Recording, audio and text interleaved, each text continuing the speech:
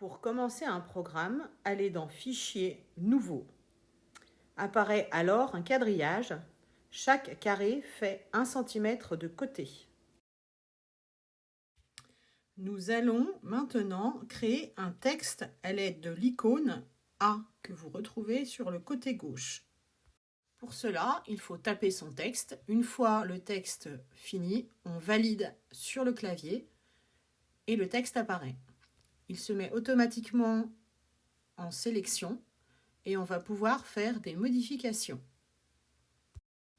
Pour faire les modifications, vous allez aller sur le côté dans Propriétés d'objet sur Spécial. On peut faire différentes modifications. Là, comme nous sommes en texte, on a la possibilité en allant dans Lettrage de choisir différents lettrages.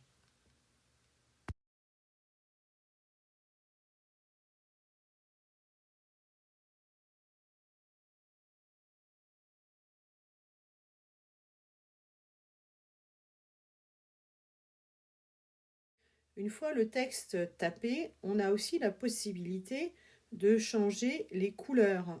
Il suffit de reprendre l'icône texte, de sélectionner la lettre, puis d'aller ensuite en bas choisir une autre couleur, peu importe laquelle, valider en entrant au clavier. Et la machine va créer une nouvelle couleur pour le texte.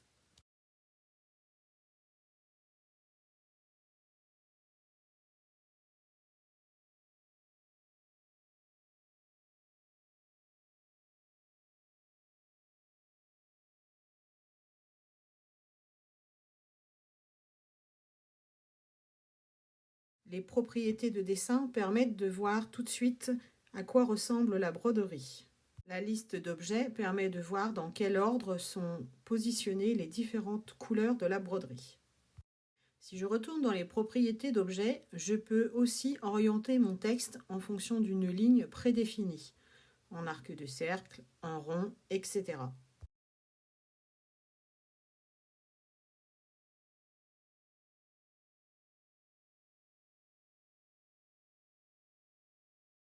Sous l'orientation, on voit aussi comment justifier le texte. Par défaut, il est centré. Sous la justification, nous avons un outil qui peut être très intéressant. Il permet soit d'écarter entre chaque lettre de tant de millimètres ou en pourcentage. Si on a plusieurs mots, il permet de pouvoir écarter les mots. Et si on a plusieurs lignes, on peut aussi rajouter un espace entre les lignes. Tout en bas du spécial propriété d'objet, on peut aussi orienter le texte en fonction de dessins prédéfinis.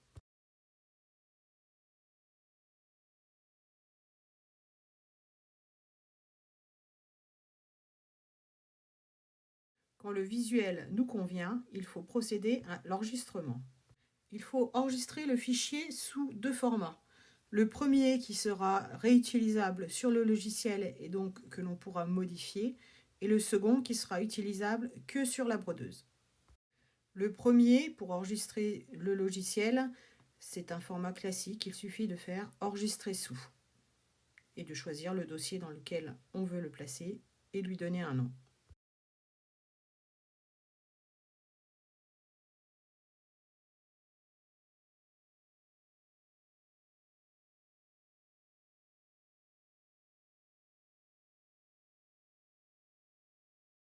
Pour l'enregistrement pour la brodeuse, on retourne dans Fichier, Exporter fichier machine, bien choisir la clé USB et bien choisir un format Barudan FDR3 et un dossier avec un .fdr en extension.